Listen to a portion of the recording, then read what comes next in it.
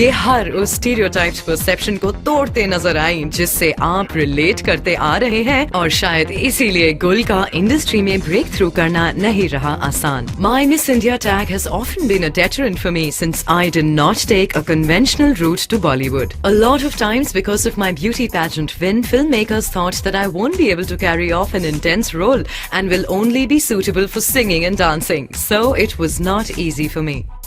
चाहे modelling assignments हो, ad campaigns या फिर हिंदी फिल्म, गुल ने हमेशा अपने लिए एक डिफाइंड पाथ चुना है। फिल्मों में आने से पहले उन्होंने कई पॉपुलर टीवी शोज भी किए और इन सब में से उनका टीवी शो कश्मीर काफी क्रिटिकली अक्लेम भी किया गया। और फिर उनकी फिल्म्स धूप रिलीज हुई इन 2003 और जुर्म रिलीज हुई इन 2005। There were a couple of glamorous roles that I was approached for, लेकिन उस वक्त मैं बहुत freshly out of my theatre experience in UK थी। अच्छा। So idealism की मतलब हद कुछ और ही थी। and the thing was the kind of glamorous roles that they approached me वो अच्छा 15 दिन का काम है, 3 गाने हैं। But the point is even then as somebody who was so young, there was a certain stubbornness and a certain idealism and a certain I wouldn't call it intelligence, but certain intuitiveness.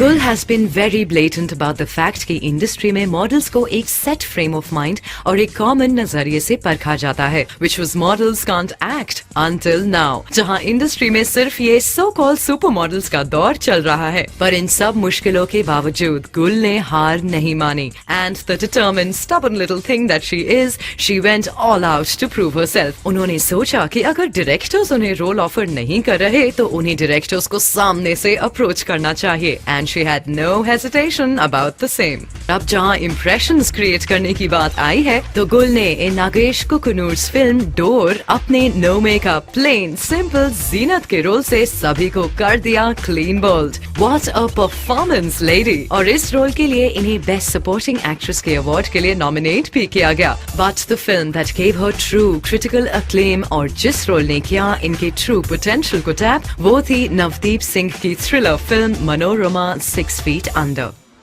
देखा जाए तो इनकी जितनी भी फिल्में release हुई हैं, उन सब में उन्होंने somewhat dull, drab और ऑफ बीट रोल्स किए हैं, जिसमें ना ही तो था कभी कोई glamour and neither did she execute any oomph। पर हकीकत में ये सब किरदार इनके पर्सनल कैरेक्टर से बहुत ही ऑपोजिट और बिल्कुल ही वेरिड रहे हैं।